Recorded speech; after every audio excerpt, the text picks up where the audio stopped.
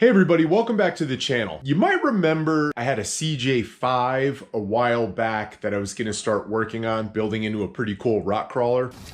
Traded the van for it, straight up. That CJ5 project is about to really get rolling here, and it shouldn't stop until it's complete. I got a cool package in the mail today. I wanna show you guys what we're getting into.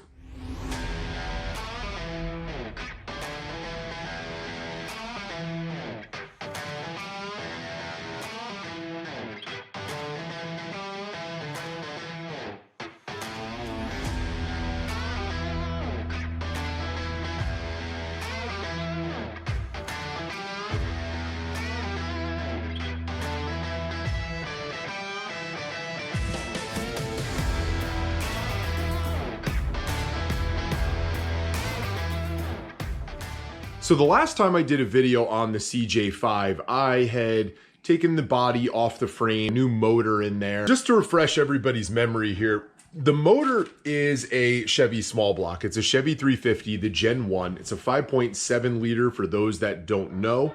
And this motor, the way it's built, is gonna make in the vicinity of 350 horsepower, but definitely quite a bit more torque because of a pretty cool cam I have in that motor. Great for a rock crawler.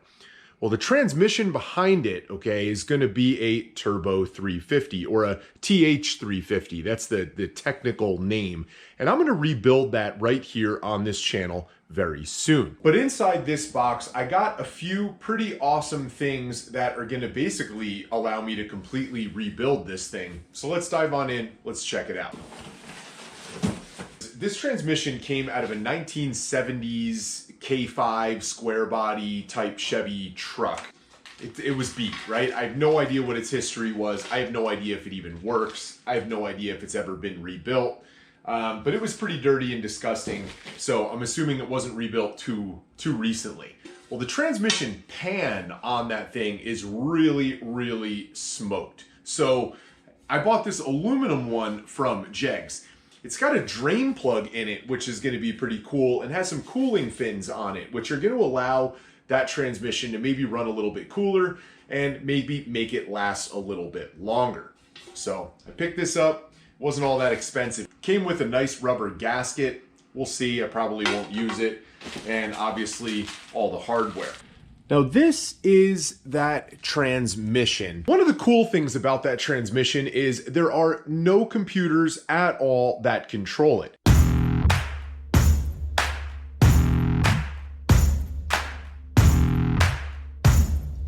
One of the downsides is that it's only a 3-speed, but it is an automatic. So it will shift on its own if I want it to. I can do some things with manual valve bodies and things like that to get it to actually not shift on its own and kind of convert it into like a semi-automatic where I have to shift it. But I'm going to rebuild it here on the channel and I'm going to show you how. If you've never rebuilt an automatic transmission before, they can be extremely complicated. Just when I think you couldn't possibly be any dumber. But the Turbo 350 is about the easiest automatic transmission for you to rebuild.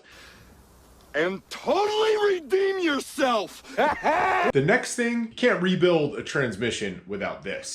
Jegs has put together their own rebuild kit, essentially, using a bunch of different parts. Obviously, it's got everything inside of it that's needed to rebuild one of these Turbo 350 transmissions. Even came with another transmission pan in case you don't replace yours. I probably won't use this gasket, being that it's just cork. It's got all the plates that go in between the clutches. It comes with a pretty high performance clutch pack right there, made in USA. That's kind of cool. It's got all the seals and everything else in here. Comes with a filter. The last thing inside that box is actually a pretty cheap part. It's only 20 bucks. And if you can see it here in the camera, I'm not sure if you can, it's basically a steel braided cable.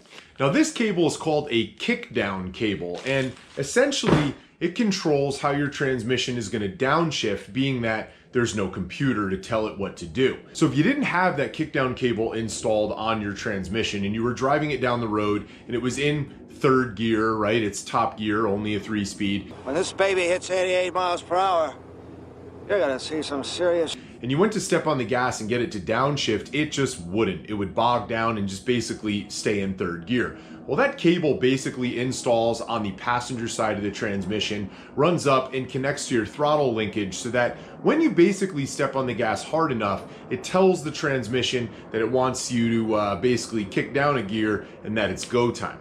This transmission rebuild kit will handle up to 500 horsepower, and it should be plenty because our Chevy 350 over here doesn't make anywhere near that. So it might be a little bit overbuilt, but that's not really a bad thing for what I'm going to be doing with it. Now, all that stuff that I bought to rebuild this thing so far was only $379, and that included the tax and the shipping to my house. The only part I'm still missing is going to be a torque converter.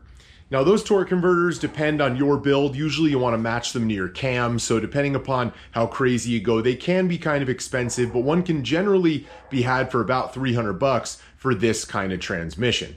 So again, not all that bad all in, provided I don't have to replace any of the hard parts inside of it. In a future video, I'm going to show you guys exactly how to tear down this transmission, and then in another video, I'll show you how to rebuild it. It's pretty simple, like I said earlier. There's a ton of parts and pieces, but as long as you keep yourself organized, you basically take everything off and replace everything the way it came apart, you're pretty much good to go. There are a couple of hard parts inside that do wear over time. I'm hoping I don't have to replace them inside of this one, but I will show you guys how to look and determine whether your parts need to be replaced. I have a build plan in my head for this rig, and I've talked about it a little bit out there on the internet between Instagram and YouTube, but we're just gonna have to see this thing come together. It is gonna be an absolute monster, and I can't wait to get this thing out on the trails. Anyway, guys, make sure you get out there and build something.